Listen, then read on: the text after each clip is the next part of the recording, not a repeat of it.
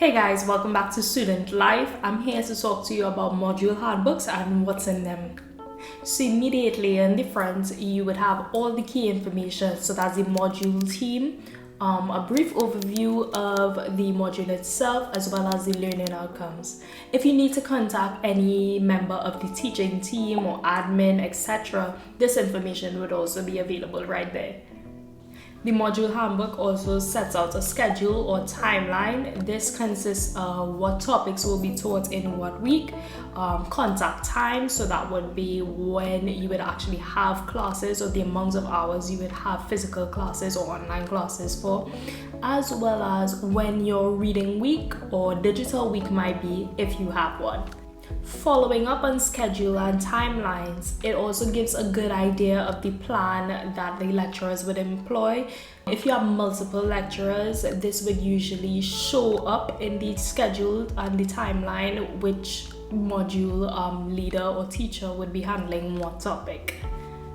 Module handbooks also give you an idea of how you will be taught as well as how you will be assessed. These will all be different dependent on your module and course, so be sure to check your handbook for specifics. Some types of teaching methods include seminars, so that they might have set viewings or readings to complete, lectures, so preparation for the lectures, or post work for the lectures, labs, workshops.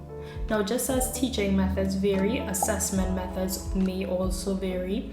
Be sure to check out your handbook for the full list of assessments as well as submission dates. These are also listed.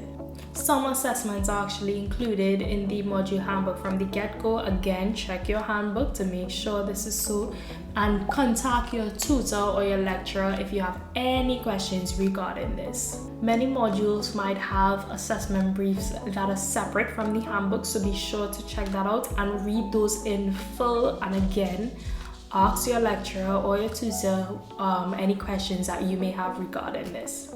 Some types of assessments are presentations, whether that be individual or group. You might be graded on other group work. There are also coursework-based assignments. Due to the shift now to online learning, there will be an increase in online assessments, so be sure to check out which method you would be assessed in. Module handbooks also give you a really good reading list or recommended materials for the course. Don't go off and be hasty and buy all your books. Sometimes for your course you might not need to. Also, dependent on your course, you are not always expected to read anything on the list before you arrive.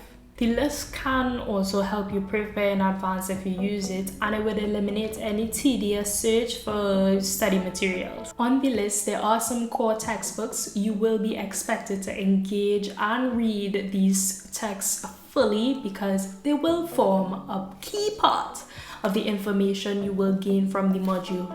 Most, if not all, of your main textbooks will be available through the library.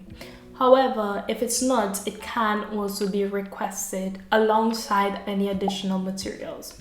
If the library is unable to bring it in, they would recommend interlibrary loans. More information about that is listed on the library's website, so do check that out. The module handbook is worth taking a look at because it gives an incredible amount of information that is relevant for the duration of the module. Thanks again for watching. I hope this video was helpful in some way to you. Be sure to check out all the Student Life content and subscribe to our channel right here, and check out all our socials right here. And I will see you in the next one.